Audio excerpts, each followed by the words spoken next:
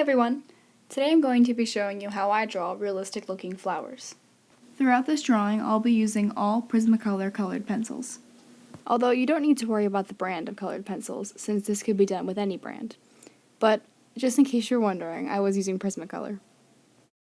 I also used a colorless blender pencil throughout the drawing, which I know some people don't like using. So when it comes to the blending stages, you can use whatever method of blending the pencils that you'd like. I ended up using the pencil quite a few times, since every time I drew a new flower, I followed the same few steps for coloring it. And in the end step, I always used the colorless blender pencil to finish up. So to start off, I sketched out the entire drawing using a regular mechanical pencil. This part goes by very fast, but it's the most important step.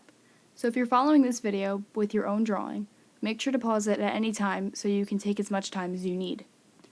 I'm sketching 6 simple flowers that will be later colored with pale yellow and white colors. The 6 of them are roughly the same size, but they're at slightly different angles, and they're overlapping each other in some parts. In between the flowers, I have 2 pieces of branch showing that connects the flowers. These branches are very simple, but it's just enough to show that the flowers are all connected in some way, instead of just being randomly strewn across the page.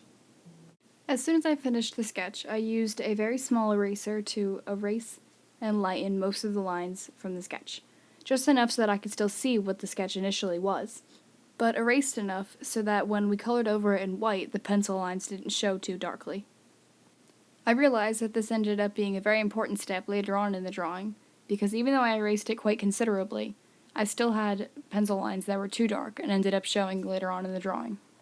This is just because the white pencil doesn't completely cover any pencil lines, so we want to get rid of them as much as possible in order to keep them from messing up the look of the final product. To erase these lines, I used my Mono Zero elastomer eraser and a kneaded eraser towards the end. However, any eraser would work just as well.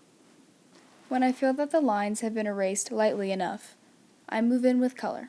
I started with a base coat of plain white on all the areas of the flower that I knew were going to be pure white in the final product.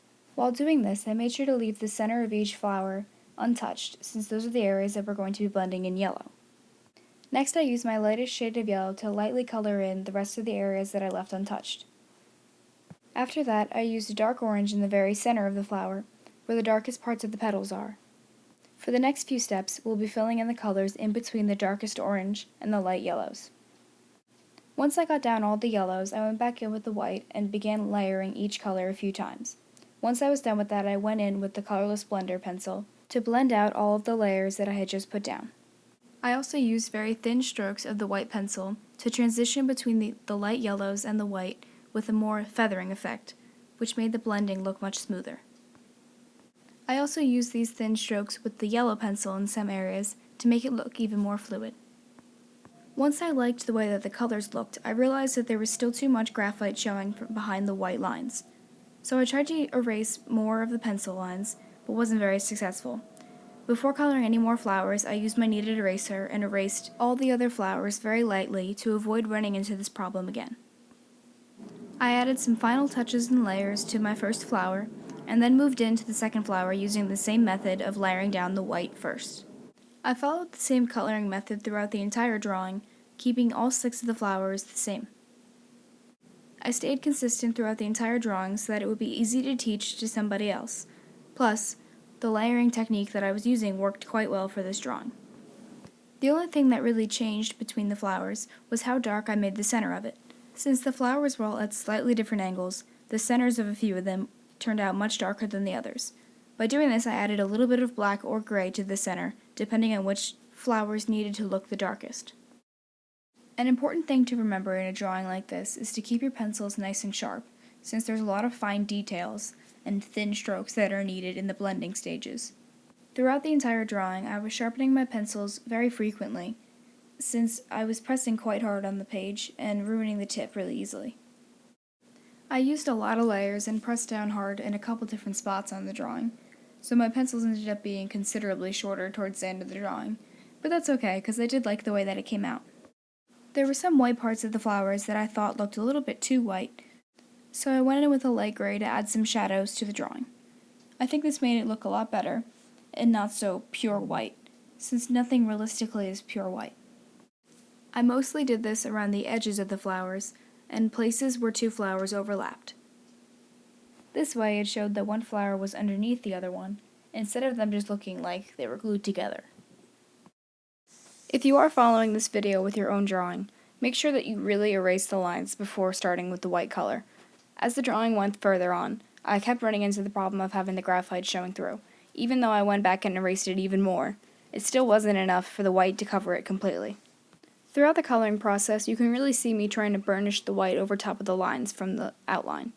It's not the best method to use, but it was kind of all I had left, since no matter what I did, you could still see that gray.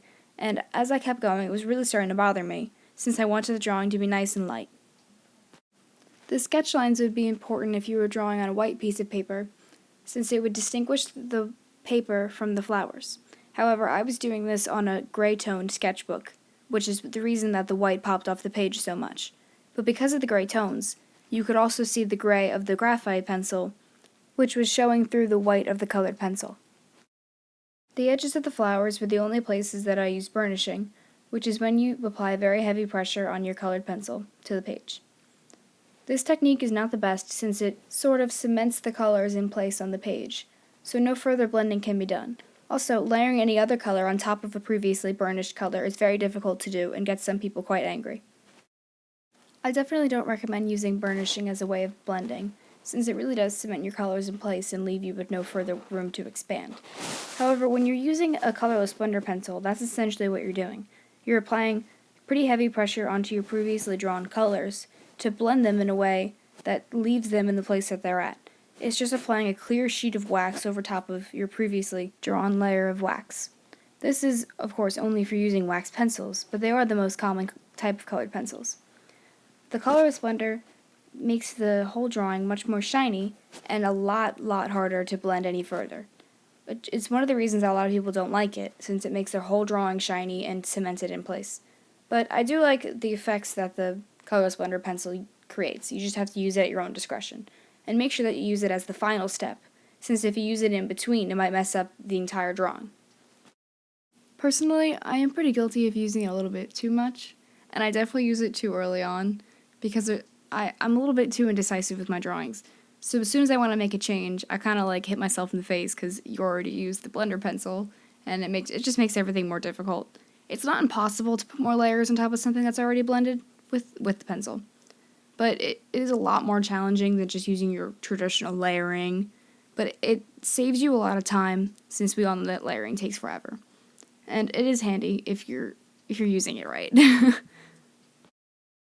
The brand of blender pencil that I was using was a Noor Hartmuth polycolor pencil, and I definitely butchered that, so I'll make sure to leave the brand name in the description.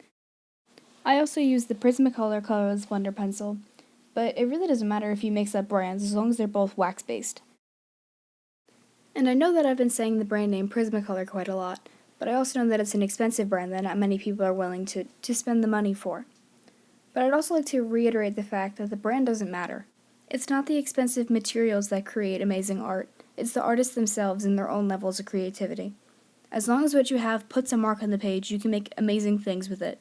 Art will be art no matter how expensive the brands and materials are that you're using.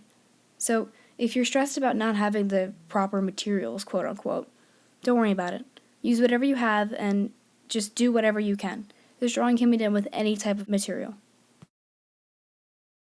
So that is it for my drawing of the white and yellow flowers. I really appreciate you guys watching, and I really hope you learned something too. So thank you guys so much, and I'll hopefully see you in the next video.